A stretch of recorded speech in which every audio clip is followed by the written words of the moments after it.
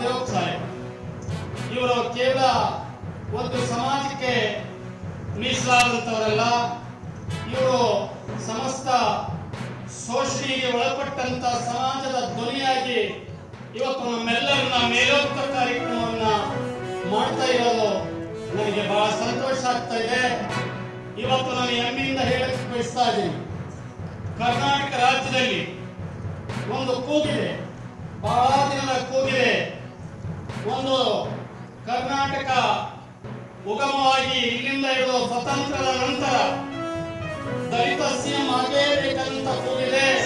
ಅದಕ್ಕೆ ಬಾಕಿ ಉಳಿದಿರೋದು ಒಂದೇ ಮೆಟ್ಟು, ಖಂಡಿತವಾಗಿ ಈ ಅವಧಿಯಲ್ಲಿನೇ ಅದು ಭರ್ತಿಯಾಗಿ ಅನ್ನಂತ ಒಂದು ನನ್ನ ವೈಯಕ್ತಿಕವಾಗಿ ತಮ್ಮೆಲ್ಲರ ಪರವಾಗಿ ನಾನು ಹೇಳಕ್ ಬಯಸ್ತಾ ಇದ್ದೀನಿ ಅಂತ ಪರಮೇಶ್ವರ್ ಸಾಹೇಬ್ರೆ ಮತ್ತು ಮಾದೇವ್ ಸಾಹೇಬ್ರೆ. ಎಲ್ಲರಿಗಿಂತ ಹೆಚ್ಚಾಗಿ ದಾವಣಗೆರೆ ಜಿಲ್ಲೆಯಲ್ಲಿ ನಿಜವಾಗ್ಲೂ ಇವತ್ತು ಬಸವಣ್ಣನವರ ಒಂದು ಸಂಪೂರ್ಣವಾಗಿರ್ತಕ್ಕಂಥ ನಡೆ ನುಡಿಗಳನ್ನು ಒಪ್ಪಿಕೊಂಡು ಒಂದು ಮೇಲ್ಮಟ್ಟದ ಸಮಾಜದಲ್ಲಿ ಜನ್ಮ ತಾಳಿದರು. ಬಸವಣ್ಣ ಹೇಳ ರೀತಿಯಲ್ಲಿ ನನಗಿಂತ ಕಿರಿಯರಿಲ್ಲ, ಶಿವಶರಣರಿಗಿಂತ ಹಿರಿಯರಿಲ್ಲ ಅನ್ನೋ ರೀತಿಯಲ್ಲಿ ಇವನಾರವ ಎಂದೆನಿಸದಿರಯ್ಯ, ಇವ ನಮ್ಮವ ಇವ ನಮ್ಮ ಮನೆ ಮಗನೆಂದೆನಿಸಯ್ಯ, ಕೂಡಲ ಸಂಗಮ ದೇವ ಅನ್ನೋ ರೀತಿಯಲ್ಲಿ ಸರ್ವ ಸಮಾಜವನ್ನ ಸೋಷಿಯಲ್ ಜಸ್ಟಿಸ್ ಅನ್ನೋ ರೀತಿಯಲ್ಲಿ ಈ ಜಿಲ್ಲೆಯಲ್ಲಿ ರಾಜ್ಯದಲ್ಲಿ ಸಮಾನತೆಯನ್ನು ಕೊಟ್ಟಂತ ಒಂದು ಕುಟುಂಬ ಯಾವುದಾದ್ರಿದೆ ಅದು SS ನಮ್ಮ ಶಾಮನೂರ್ ಅಪ್ಪಾಜಿ ಅವರ ಕುಟುಂಬ ಅಂತ ಹೇಳ್ತಾರೆ. ಇದು ಕೇವಲ ಮೈಕ್ ಮುಂದೆ ನಿಂತು ಮಾತನಾಡುವಂತ ಮಾತಲ್ಲ.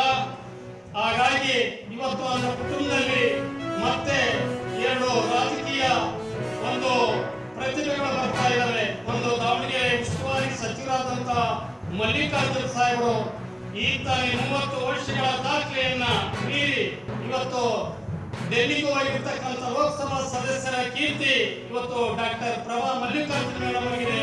ಹಾಗಾಗಿ ಅವರು ನಮ್ಮೆಲ್ಲ ಸಮಾಜದ ಸೇವೆಯನ್ನು ಮಾಡೋ ಕಾರಣಕ್ಕೋಸ್ಕರ ಅವರಿಗೆ ದಯಮಯ ಭಗವಂತ ದೊಡ್ಡ ಶಕ್ತಿಯನ್ನು ಕೊಡಲಿ ಅನ್ನೋ ಮಾತನ್ನು ಹೇಳಲು ಬಯಸಿ ಪ್ರಸ್ತುತ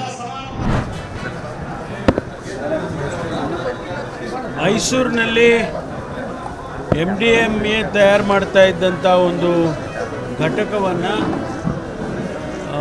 ಬಾಂಬೆ ಪೊಲೀಸ್ ಅಂದರೆ ಅವರು ಅಲ್ಲಿ ಯಾರನ್ನೋ ಅವರನ್ನ ಹಿಡ್ಕೊಂಡಾಗ ಅವರು ಮಾಹಿತಿ ಕೊಟ್ಟಿದ್ದಾರೆ. ಆ ಆಧಾರದ ಮೇಲೆ ಅವರು ಬಂದು ನಮ್ಮ ಪೊಲೀಸ್ನವ್ರಿಗೂ ಕೂಡ ರಿಕ್ವೆಸ್ಟ್ ಮಾಡಿಕೊಂಡು ಅವರು ಹಿಡಿದಿದ್ದಾರೆ.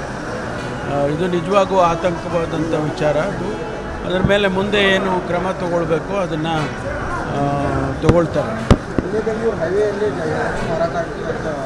ಅಲ್ಲ ಅದೇ ಅದನ್ನು ನಾವು ಈಗ ಇನ್ವೆಸ್ಟಿಗೇಷನ್ ಮಾಡ್ತಾರೆ. ಏನು ಅದರಿಂದ ಮಾಹಿತಿ ಬರುತ್ತೆ ನೋಡೋಣ, ಅದ್ರ ಮೇಲೆ ಕ್ರಮ ತಗೊಳ್ತಾರೆ.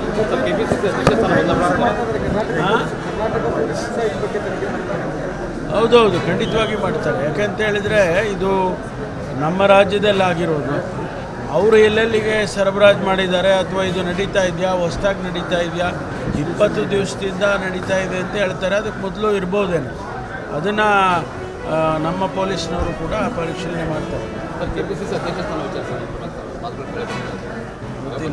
ನಂಗೆ ಗೊತ್ತಿಲ್ಲ. ಸಭೆಯಲ್ಲಿ ದೇವೇಂದ್ರಪ್ಪ ಅವರು ಶಾಸಕ ಹೇಳಿದರು ದಲಿತ ಸೇನೆಗೆ ಒಂದೇ ಮೆಟ್ಲು ಬಾಕಿ ಇದೆ ಅಂತ ಹೇಳಿ. ಅವಾಗ ಅದಕ್ಕೆ ಸರ್ ಅವರ ಅಭಿಪ್ರಾಯ ಅವ್ರು ಹೇಳಿದ್ದಾರೆ. ಅವರ ಅಭಿಪ್ರಾಯ ಅವ್ರು ಹೇಳಿದ್ದಾರೆ. ಭಾಳ ಜನ ಅವರವರ ಅಭಿಪ್ರಾಯಗಳು ಹೇಳ್ತಾ ಇರ್ತಾರೆ. Thank you.